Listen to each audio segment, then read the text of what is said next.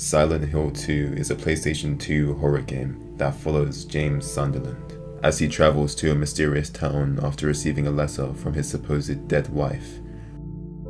In my restless dreams, I see that town. Silent Hill. You promised you'd take me there again someday, but you never did. Well, I'm alone there now, in our special place, waiting for you. We follow James as he navigates this haunted town to find his wife, Mary, meeting other people that have been drawn to Silent Hill along with him, and even manifestations born from the darkest corners of his mind. This town seems to have sentience, drawing lost souls towards its destination. What I'm going to be talking about in this video are some of the CGI cutscenes of this game, specifically the uncanny nature that these cutscenes both intentionally and unintentionally portray. At the time, CGI cutscenes were seen as a reward for players. They added a cinematic feel and helped bring characters to life in ways in-game cutscenes could not, especially given the limitations of early 2000s hardware.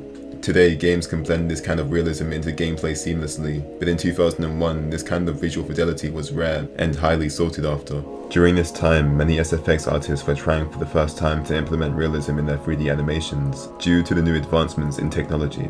However, many of them fell flat in their attempts. Instead, its pursuing of realism left an uncanny and unnatural look in the characters, that in turn made these medias age poorly. I mean, Chip and Dale said it perfectly. I think we're in the valley. The Uncanny Valley. The what? Do you remember that weird animation style in the early 2000s where everything looked real but nothing looked right? Oh yeah, that stuff was creepy. Well, I think this is where they ended up. Come on, this way. Where these animations failed in the film industry, they excelled in the video game industry. The slightly off, uncanny look blended perfectly into the surreal psychological atmosphere of games like Silent Hill. It accidentally created a timeless visual style, a weird in-between that looks just wrong enough to work, especially for a series as eerie as this one. Let's look at the opening cutscene.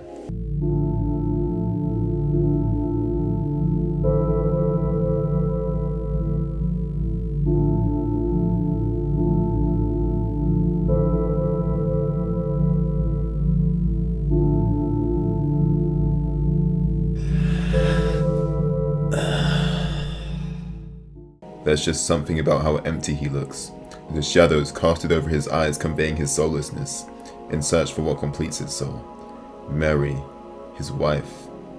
Except she's gone, isn't she? He casts his hand over his eyes to see if he's dreaming. This surreal nature of receiving a letter from your dead wife urging him to find her at their special place is obviously going to urge one to question their reality. James, desperately trying to compose himself and ground himself to reality, is so perfectly portrayed in this subtle attempt to add a sense of realism and depth to his character.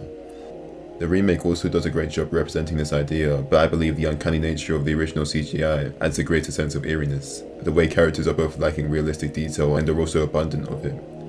It's like they're clay smoothed out to replicate human expression, and this works even better in the scene where James meets Maria, a manifestation of Mary, created by the town to test James.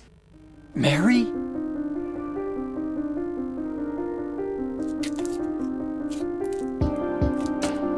No, you're not. Do I look like your girlfriend? No, my late wife. I can't believe it. You could be her twin. Your face, your voice, just your hair and clothes are My different. name is Maria. I don't look like a ghost, do I?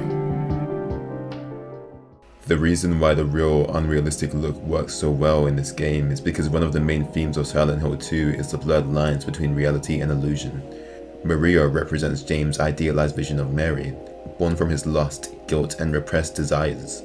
Even the voice acting. Some think it sounds campy and dated, but I think the unnatural line delivery further adds to the uncanny nature of this whole scene. The way Maria speaks to James, it's like she's toying with him. Maria's smile here, it feels so sinister, as if she's temptation itself, trying to seduce James and pull him closer to darkness. She's not just smiling at James, she's luring him. That smile isn't warmth, it's bait. It's as though the town is using her as a weapon, designed to pull James deeper into the fog, deeper into his own guilt and denial. I look like Mary, don't I? You loved her, right? Or maybe you hated her. What's real and what's imagined? Maria's very existence toys with that question. The animation style is a force over the whole experience, making everything feel like a dream, or a nightmare that James can't wake up from. I talk about dreams a lot on this channel. I believe that demons, jinns, and spiritual entities can appear in one's dreams, materializing as your deepest fears or desires, to the point where they feel real, often keeping you entrapped in the longing embrace of the past. Maria is a reflection of this, further exemplified in this later cutscene. James, honey, did something happen to you? After we got separated in that long hallway? Are you confusing me with someone else? You were always so forgetful. Remember that time in the hotel? Maria? You said you took everything, but you forgot that videotape we made. I wonder if it's still there. How do you know about that? Aren't you Maria? I'm not your Mary. So, you're Maria? I am. If you want me to be. All I want from you is an answer. It doesn't matter who I am. I'm here for you, James. See? I'm real.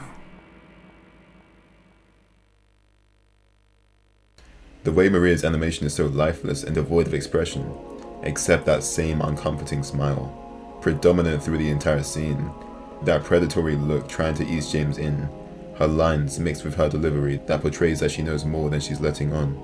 She speaks with this strange familiarity, this forced intimacy, like she's trying to slip into Murray's role before James questions it. Her tone is so hollow, it's like she's rehearsing lines. This disconnect adds another layer of discomfort. The seductive way she says, See, I'm real. Combined with that smile, that sinister smile, further luring James into this false reality, this corrupt fantasy. The uncanny valley is a phenomenon where something that is almost but not quite human-like triggers a sense of unease and discomfort, often even revulsion. This happens because our brains register slight inconsistencies or imperfections in the human-like appearance, causing a conflict between what we expect and what we perceive. Silent Hill 2's cutscenes aren't just eerie because of how they look, they're eerie because of how they feel, how they trigger this natural sense in our minds to reject this. This pursuit of realism unintentionally created the best medium that a psychological horror game like this can inherit. The uncanny visuals, the stiff animation, Maria's lifeless smile, all of it blurs the lines of reality, pulling us deeper into this mysterious town that is Silent Hill. In my restless dreams, I see that town.